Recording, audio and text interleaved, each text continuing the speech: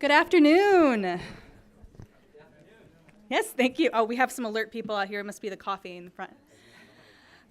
So thank you all so much for coming to the Wilson Center today for the European Joint Programming Initiative, Opportunities for U.S. EU Research Collaboration and Societal Changes. I'm so excited to see so many people engaged in how we can increase our collaboration across the Atlantic with the U.S. and EU. My name is Elizabeth Newberry. I am a director in the Science and Technology Innovation Program here at the Wilson Center. I'm stepping in, unfortunately, for my colleague, Ann Bowser, who has gotten the flu. And we strongly encourage, even though I'm sure she could power through it, to stay home and rest up. So thank you again all for joining us. Again, I would like to point out that there's wireless access around the, posted around the room. Feel free to tweet about this particular event. Tweet at Bilat USA 4.0 or at Wilson STIP, that's S-T-I-P. And we are excited to have you here. Without further ado, I'd like to introduce Berna Vindishba, who is the Bilat USA 4.0 project manager and the Research Promotion Agency. And she was going to give a quick overview about the program. Thank you.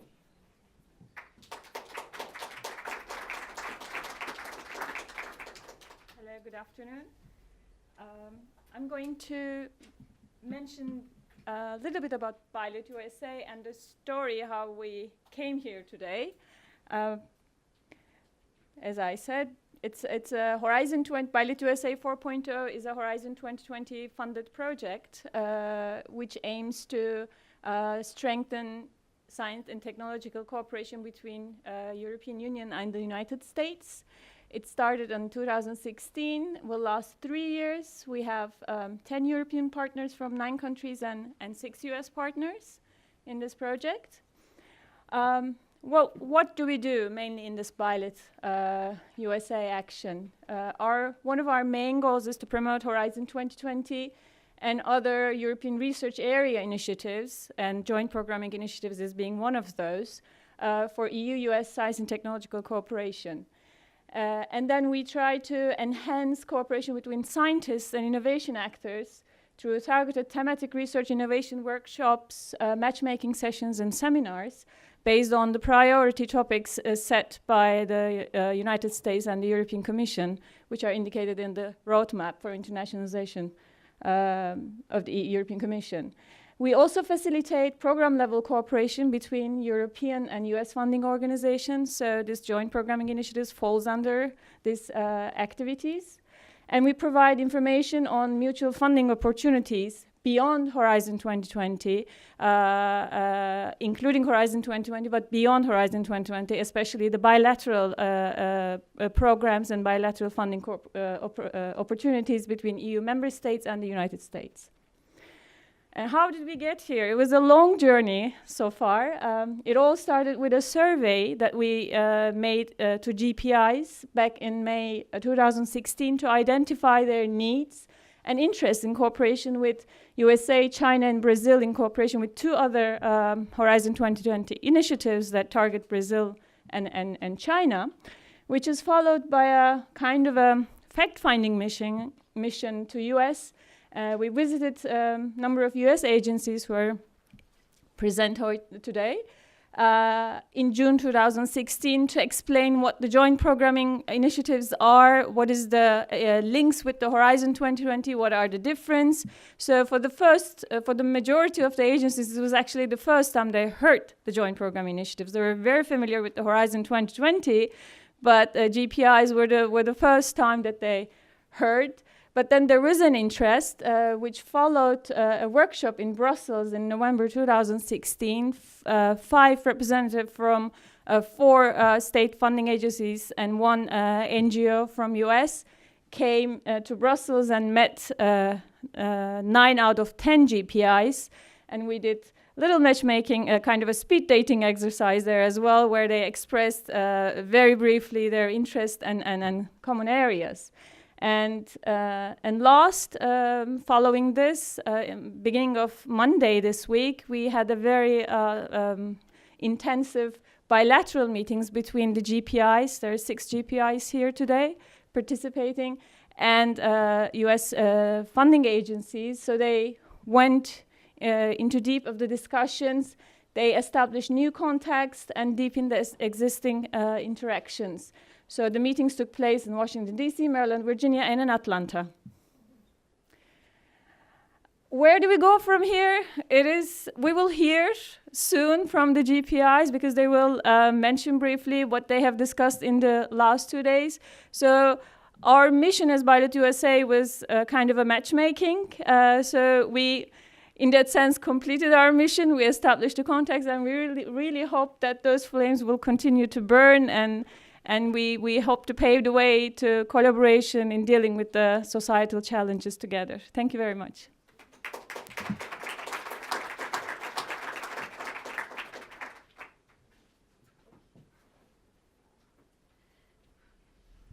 Thank you very much for that wonderful metaphor. And now, without further ado, I'd also like to introduce Mary Kavanagh, the Minister Council of Research and Innovation for the European Union delegation.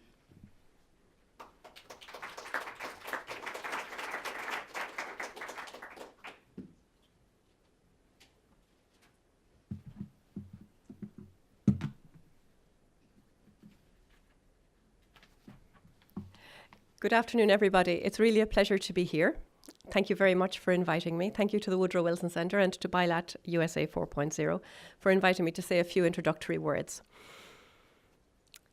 Most of you will be very familiar with Horizon 2020, which we speak about very often here in the United States, and which is the main European-level funding programme for research and innovation.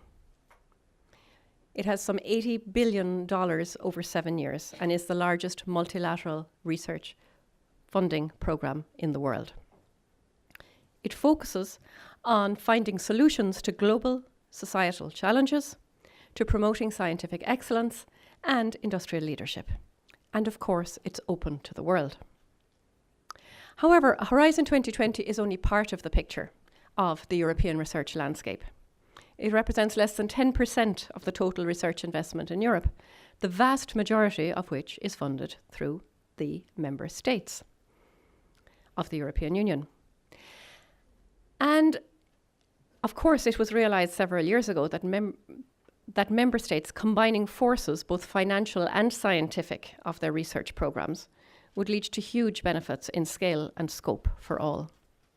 Such cooperation would allow for faster solutions to challenges, including, for example, addressing climate change, ensuring energy and food supply, or a healthy aging population. And from this, the joint programming initiatives were born. Many of you will already know this, but since it's a public meeting, maybe many are not so familiar with this. So I'll just give a quick overview of the JPIs. The aim of the Joint Programming Initiative is to pool national research efforts in order to make better use of Europe's precious public research and development resources and to tackle common European challenges more effectively in a number of key areas. It's a structured and strategic process whereby member states agree on a voluntary basis and in a partnership approach on common visions and on a strategic research agenda to address major societal challenges. Then, on a variable geometry basis, member states commit to joint programming, where they implement together these strategic research agendas. So, joint programming combines strategic framework, a bottom-up approach, and high-level commitment from the member states. There are currently about 10 JPIs, of whom, as you heard earlier, 6 are represented here today, and you'll hear a lot more later.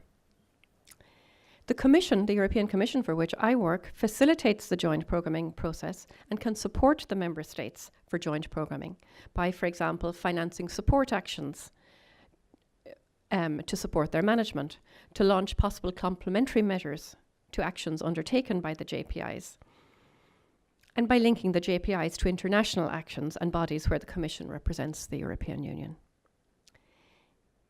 It's a real pleasure for me here to see the ambition of the JPIs expand internationally.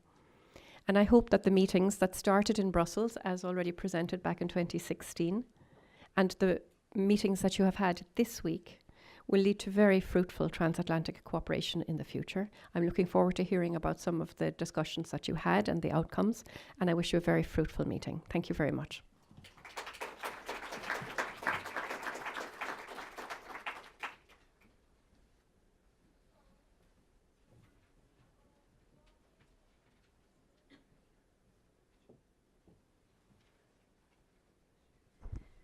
Thank you very much. Our next part of the agenda, I'm going to turn over to Jackie Wood, the Acting Executive Director for GPI and Oceans.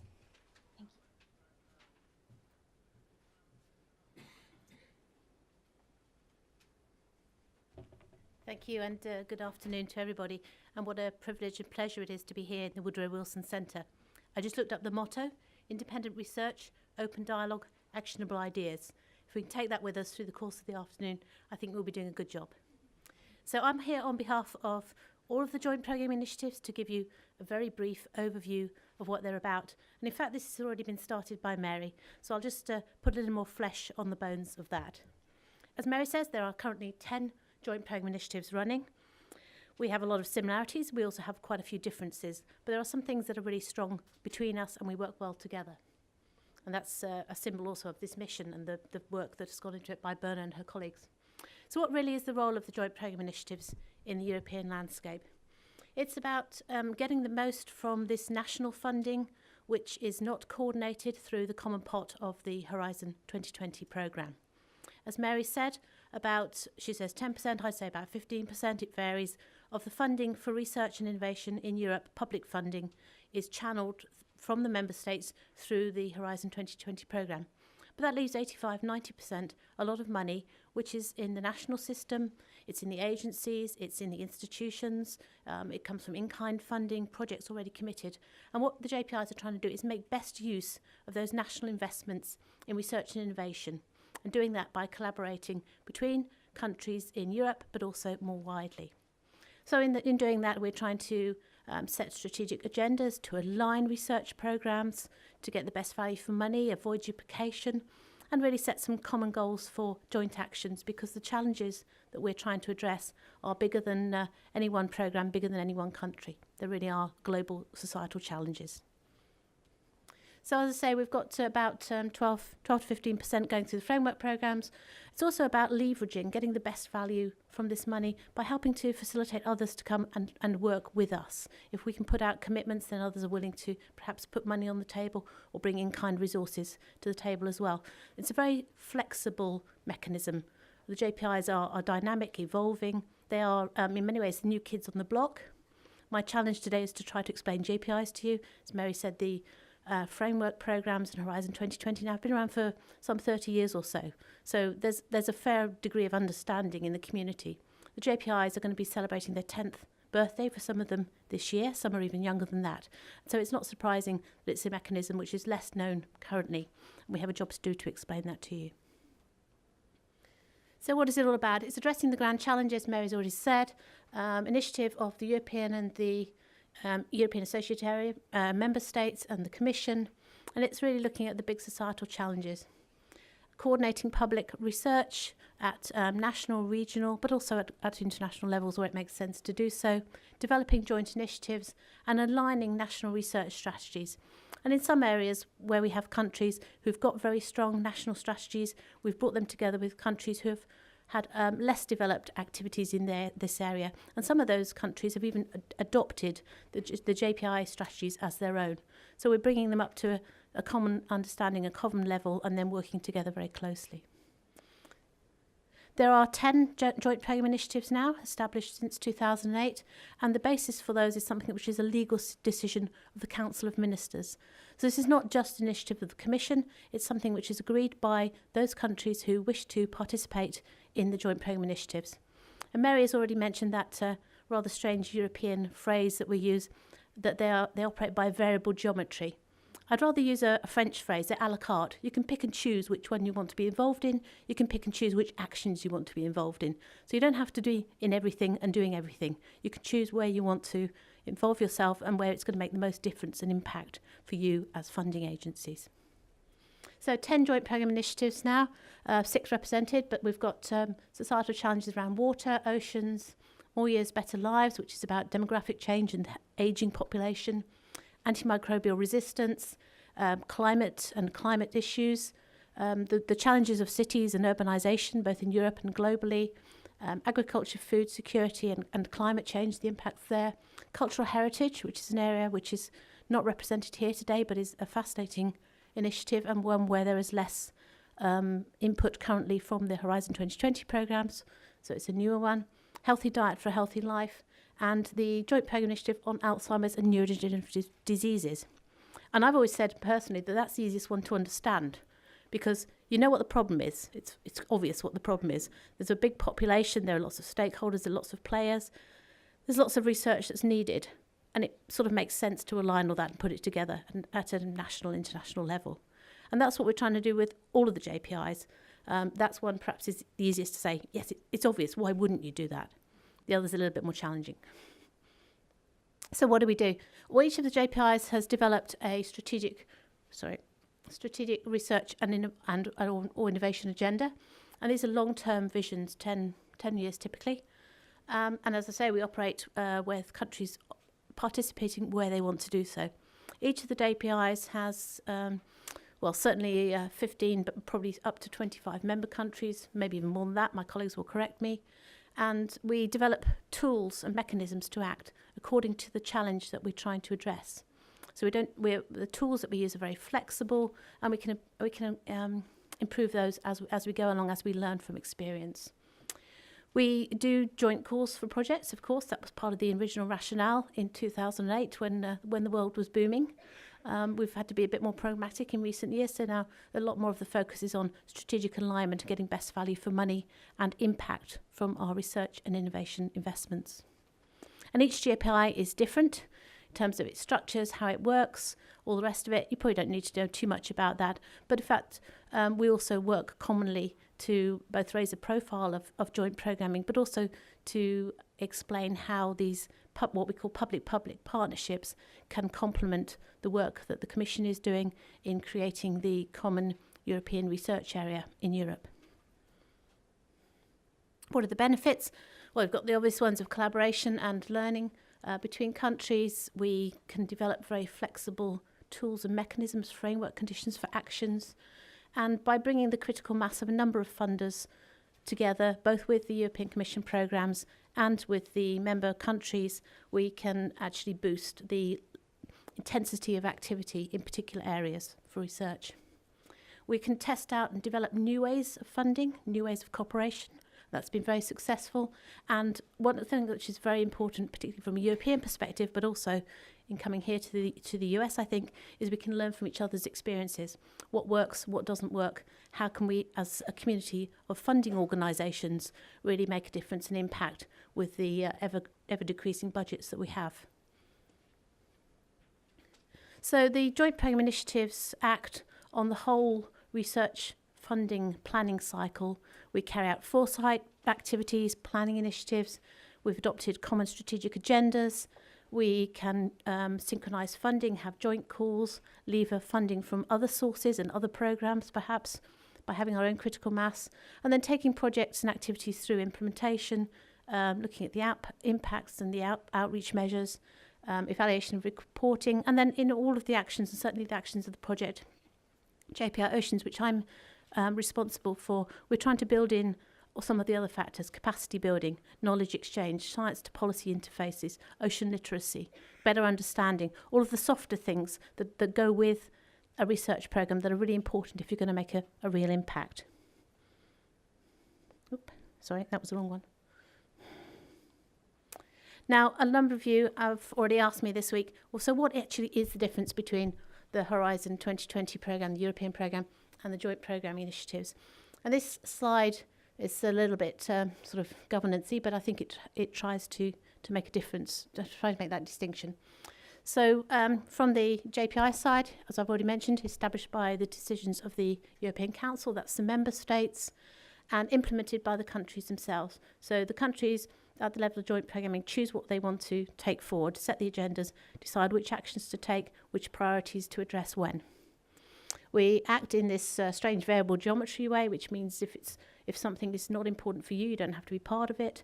But on the other hand, we act with a critical mass of countries who really want to drive things forward in a particular activity area. And we can draw on not just a wide range of existing tools, but we can develop new tools and new ways of collaborating to actually make a difference to address a specific problem that we're trying to take forward. So we've got a long-term perspective, and as wouldn't be here if it wasn't open to international participation. Certainly that's something that the JPIs are increasingly doing. From the outset, the JPIs in principle have already had this ambition to grow and to work with countries around the world. But certainly in the case of JPI Oceans, we decided initially it would make more sense to develop our strategic research and innovation agenda first, to decide what our member countries wanted to do, and then to look for synergies with others. So that's how we've approached it, and that's why for us now, having our strategic agenda adopted in 2015 and beginning to put actions in place, this is a really good time to start the wider dialogue. Going on to the Horizon 2020 programme, I know many of you are more familiar with it, but it's a legalistically longer process to establish, going through the European Parliament and the European Council in something called co-decision procedure. It involves the European countries plus the European states, and it's, in a sense, an agreed fixed programme over a 7-year budget funding cycle with common pot funding. Projects themselves are generally of fixed duration. They are typically 3, sometimes a little bit longer, years in duration, and there is, generally speaking, in response to calls for proposals. And the Horizon programme itself, although it also has a wide range of tools, those are fixed in the legal statutes, so they are relatively strictly defined compared to what JPI Ocean's flexibility has in place. As Mary has already said, of course, open to international participation according to the various programme rules. What both have in common, and I think this is very important to say, is the desire for excellent science, for real impact, and for making a difference, particularly with the societal challenges that we're each addressing. So going back to the JPIs for a second, as I said, we're similar, but we're all different. But in terms of governance, we have a relatively similar model. We have an overall decision-making body. We call it a management board in JPI Ocean. Some call it a governing board. It varies. It has the same role. It's the national representatives at the level of the funding agencies or ministries who are participating in the JPI, and typically 1 vote per country. Each of the JPIs has the European Commission as an observer to that table. We find that really valuable. Day-to-day management goes through a secretariat, typically. Some of those are located in Brussels, including JPI Oceans. Some are dispersed around the funding agencies and other partners within the JPI community.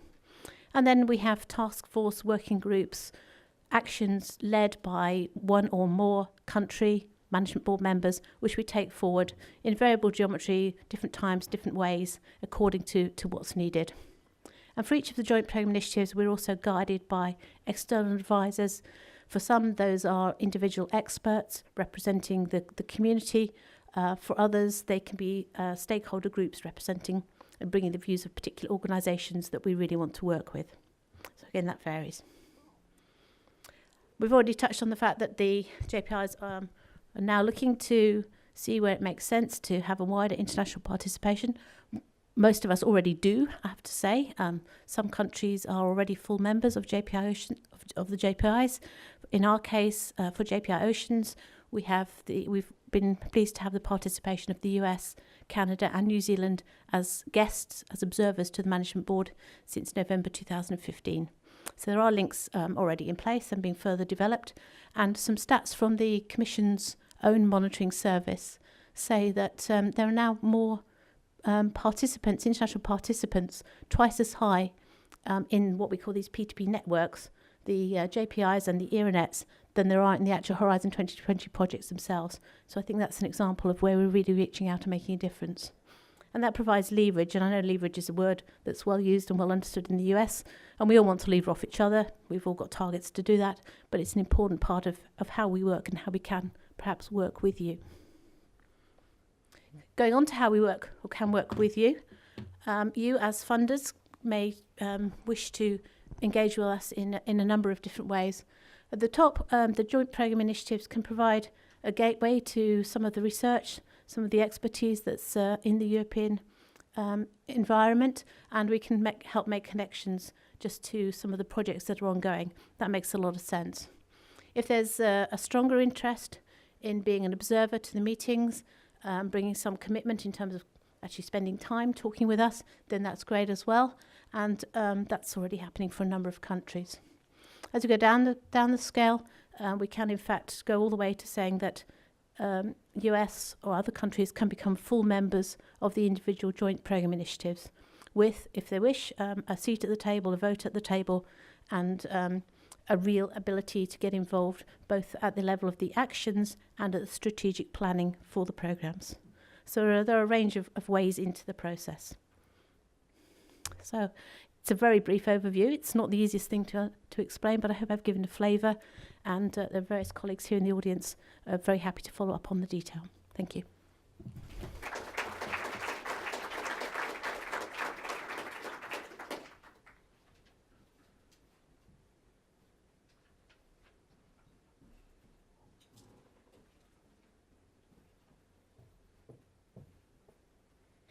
Thank you so much. Sorry, I need to clone myself to make up for the staff that are out for the flu. Now we're going to switch gears a little bit and go to our panel programming. We'll need a second to set up, but as you can see on the agenda, our first panel will be about agriculture and food security, and it will be moderated by Jesse Svento, the Director of Global Operation at the National Council of University Research Administrators. So just a little stretch break while we get set up. Thanks.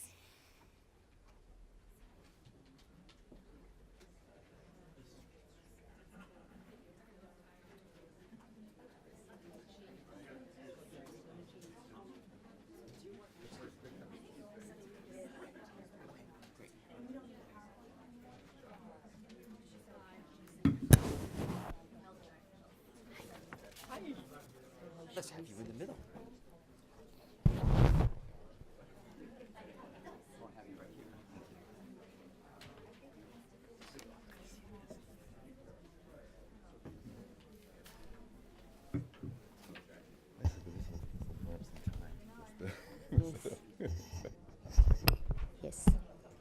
Yes, we can start. Good afternoon, everyone. In the interest of time, we are going to start right away because we have 25 minutes for each panel. There are a total of 6 panels, and the first 3 will occur between now and 3:45 p.m. when we have our break. And for each panel, we will ask each of the panelists to introduce themselves and to introduce their program in an elevator pitch, if you will, just 30 to 60 seconds, 1 or 2 sentences at most. And then we will begin with moderated questions for 15 minutes. And after that, we will open it up to the floor for any questions that you will have to either of the panelists, any of the panelists. As Liz explained, I am Jesse Zito. I am the director of INCURA Global. INCURA is the National Council of University Research Administrators, which is a membership association of 7,000 members of people who manage and direct research grants and the research agenda at a university.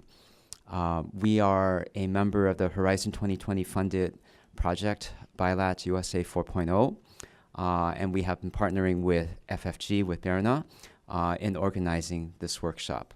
Our interest in this, as we hear from our members, is that we would love to see greater collaboration from the funding agencies because our researchers, our members, our faculty are interested in collaborating, and they would love to be able to have the opportunities to do so. So without further ado, our first panel is with JPI FACE and also with USDA NIFA.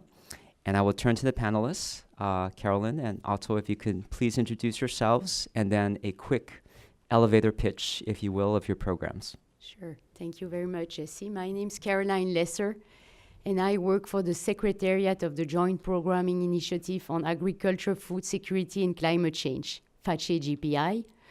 I coordinate the initiative's international relations as well as relations with stakeholders.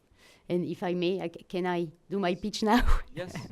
So our JPI is working on global challenges that lie at the nexus of agriculture, food security, and climate change. We, for example, look at how to produce more food more efficiently, but with less negative impacts on the environment in order to meet increasing food demand.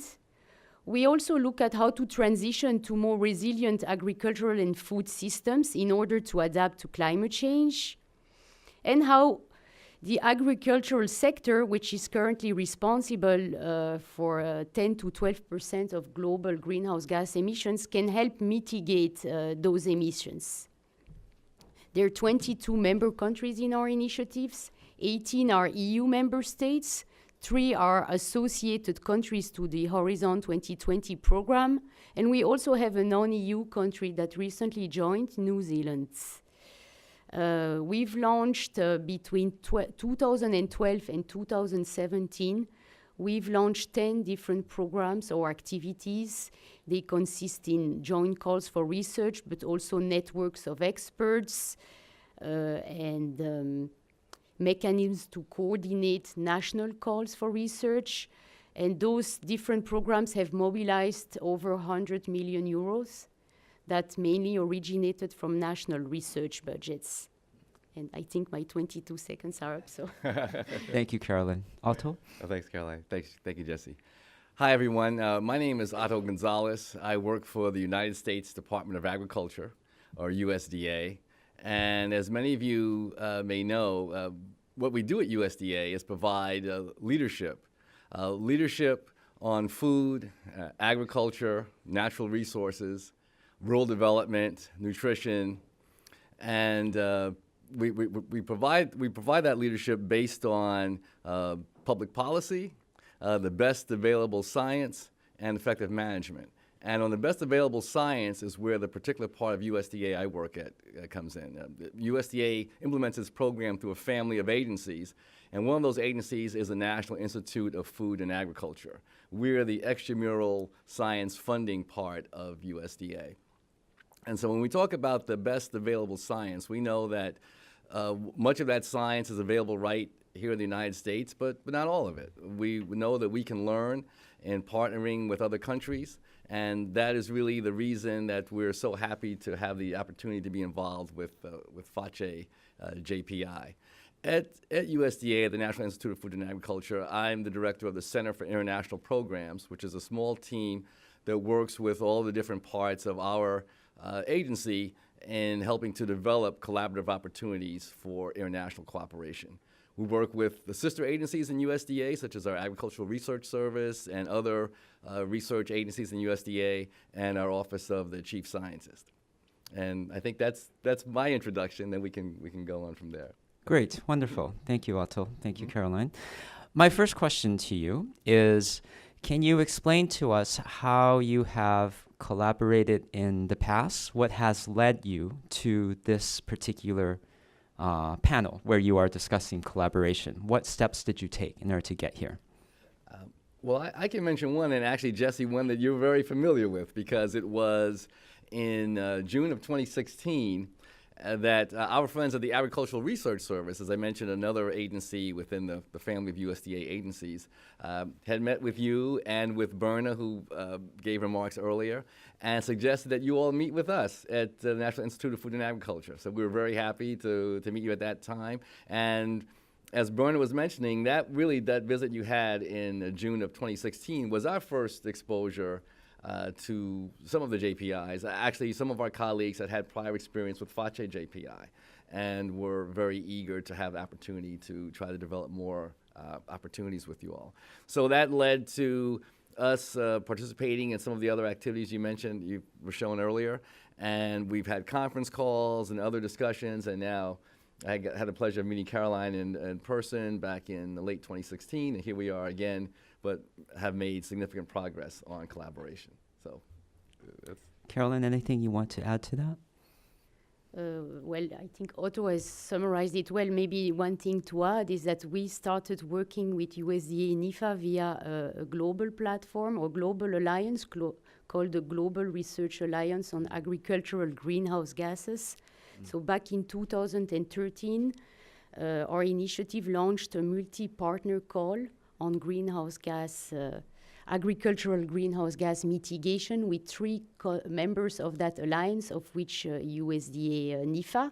So we started working on a particular topic, and thanks to the interactions we've had via the bilateral USA workshops, we're trying to see how we could eventually expand that cooperation. But we've already had a first successful cooperation at the level of a specific activity. Excellent. What are the topics that you have found that dovetail, that interest you both, that fit both your missions? Well, fortunately, we found a few that we can describe with you today. One is a shared interest in new technologies and how these new technologies can really improve agricultural production and really ensure food security. One of the areas of new technology that we found particularly interesting is that of sensors that can be used for a variety of reasons. As we know that sensors that are being developed which can sense soil moisture and plant water requirements, sensors that can be utilized to detect different types of pathogens in agricultural systems. We see this as a promising area of new technologies, and one that NIFA, the National Institute of Food and Agriculture at the U.S. Department of Agriculture, has already invested in. At our part of USDA, we invest in research, education, and extension activities throughout the United States. Actually, every state receives investments from us, mainly through the land-grant university system, but also through non-land grant universities and other institutions as well. And we know that there's wide interest in this area. There's a lot of expertise that we have in the U.S. that we can share with colleagues in Europe, and we also can learn much from them as well, because we have to meet a lot of the same challenges. So this sensor area is one, and there are some others. Maybe Caroline, you want to mention a couple? Sure, thank you, Otto. Yes, we've actually identified 3 major areas where we would like to explore further collaboration. So the second one consists in looking at approaches to develop more resilient and sustainable food systems and value chains under a changing climate. So assessing risks that emerge from climate change on different food value chains and developing approaches to address those risks, and make global food value chains more resilient.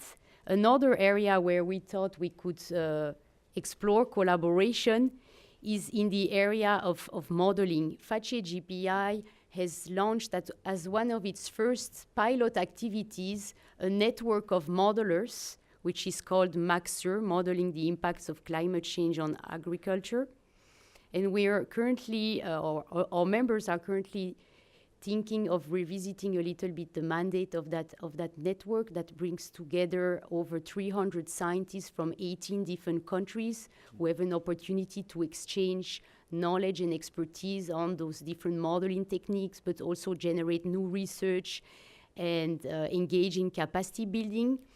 And we see this, as we're currently rethinking, let's say, the mandate of that network, we see here an opportunity also to work with USDA NIFA on maybe integrating additional issues in that modeling work, such as plant and livestock pests and pathogens, and things like that. So since we are reflecting on the future work of that network, we thought of associating USDA and NIFA in those reflections too, to see if we can find some common ground here.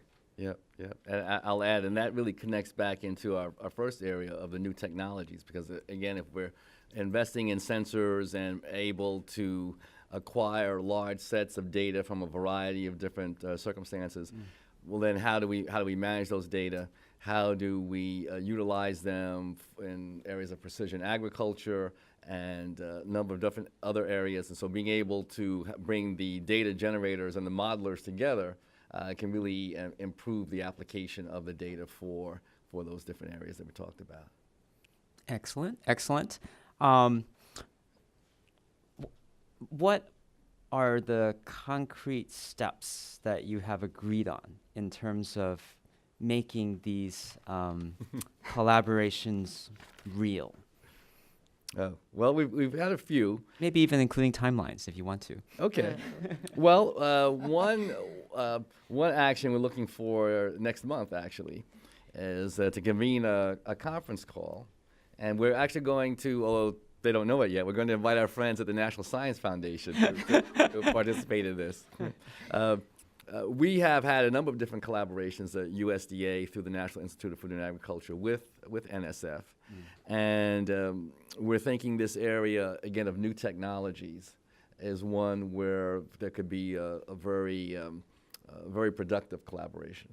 And so we're going to propose to have a conference call in February with NSF and us and FACE JPI to really talk about how we might collaborate and move ahead in this area of new technologies with a focus on sensors, but perhaps other areas as well.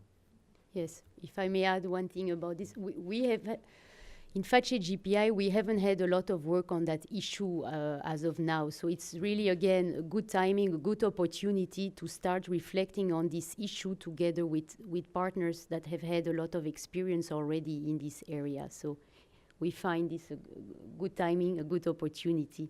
Yeah. And I'll just add, by expanding the number of experts and sites, we can expand the number of different types of species, environmental conditions, and so really being able to work with the whole network that FACE JPI has in Europe and beyond with our researchers in the United States really will add a lot to the available data sets, improve the modeling, and overall, I think help everybody advance their work in this area. Another next step which we discussed was in relation to the issue of resilient food value chains. We have been working with another international platform called the Belmont Forum, which is a network of an international network, of funding agencies. So we've had collaborative work with that network in the past. And the Belmont Forum is currently considering developing some new work on sustainable food systems. And so we are trying to see whether our own planned work in that area could somehow connect or be a subset of that larger activity. And the Belmont Forum includes also some US partners like the NSF. And so that's the main follow-up for that particular topic, is to try to scope our respective activities, let's say, in a synchronized way and see how the two could eventually be linked. Of course, FACE JPI usually has a Eurocentric perspective, but we always like to connect to wider activities. So there's an opportunity there too. Yes, and another idea that emerged from our discussions was one of assessing together what are the current gaps in modeling work to help farmers better understand the risks and opportunities for agricultural production under a changing climate. And so this would be, again, another area to discuss. We really see the potential to leverage each other's knowledge and experience in these subjects, so that it was mentioned earlier to get, Jackie mentioned, get a better bang for the buck and greater impact. And this is certainly one way to do that. Great, wonderful. I'd like to open it up to the floor in case there are questions that you have for either panelists. And if you don't, I warn you, I will ask more questions. Great. Yes, I'll just talk loudly. So, now I'll talk even more loudly. I'm John White from the Consortium for Ocean Leadership and involved with JPI Oceans. Food security, although often talked about in the realm of agriculture, is also certainly relies upon the ocean. And more so the connection between the ocean, agriculture, aquaculture, mariculture, fisheries management, ocean sustainability, and food security is becoming understood and pursued. My question is, at the JPI level, what type of connections, if any, under partnership programs between the JPIs are there, and have there been some successes in bringing sort of the agriculture lobby and the ocean lobby together in partnerships that either have or we can look forward to having some positive outcomes? Yes. Thank you for your question. It's quite timely, as actually we haven't had that much work so far, but we have been reflecting together with our colleagues from JPI Oceans and JPI Healthy Diets for a Healthy Life on ways to collaborate on the issue of food and nutrition security. So trying to find an activity that would cut across our three let's say, strategic research agendas, and trying to look at food and nutrition security from the perspective of the three JPIs. I haven't been directly involved in that reflection, but the idea right now is to try to set up a knowledge hub. And so I cannot say a lot more because this is currently under discussion, but we certainly are aware of the issue you raised and are trying to construct something across our three JPIs to work on that issue of food and nutrition security. Also because the European Commission has or is developing a food and nutrition policy called the Food 2030 Policy Framework, and that type of collaborative work across our three JPIs could certainly support that policy area. Great, wonderful. We have two more questions here too.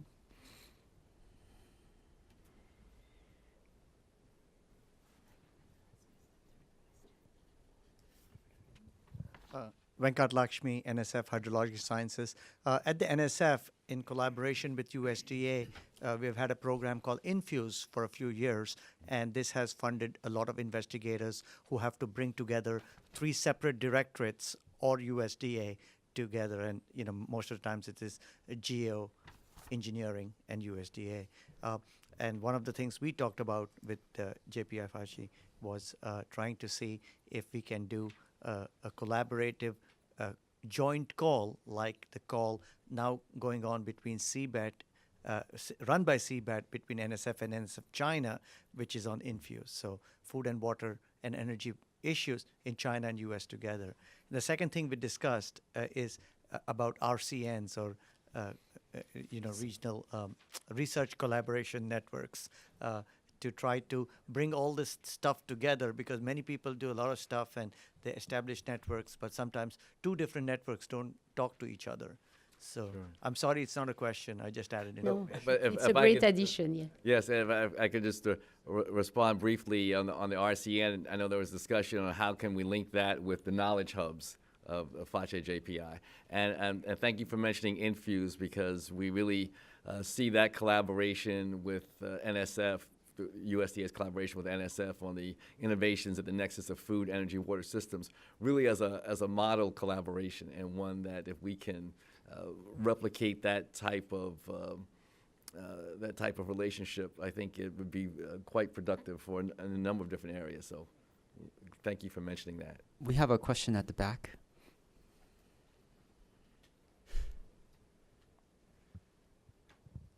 Thank you, Melissa Hurst, strategy and risk consultant. I have a two-part question that are not related. One is there any intention to actually look at the relationship between food systems insecurity and political instability as part of the overall programming? And second of all, on sensors, are you looking at any of the sensor collected data from the military or in the intelligence community?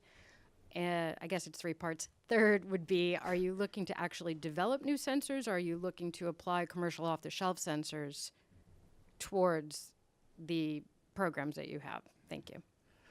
Maybe I can start with the sensors part. Yes. Because some of the research that NIFA has supported, the sensors have been sensors, for example, that are placed in agricultural systems. So, as I mentioned, I think as an example, sensors that are placed either in or on plants to understand what the plant water requirements are. You can also do the sensors in the soil as well, but if you can get to the plant itself, then you're really getting more precise information, and the benefit there is that you can more finely tune your water application and other input applications, and ultimately at least reduce them or make them more efficient, so that you are, in that sense, being able to get more per unit of input than you would otherwise. We haven't invested any. You mentioned military sensors. That isn't something that's within our purview. The other question on food, as far as the relationship between food systems and, I guess, instability there, and I guess civil instability.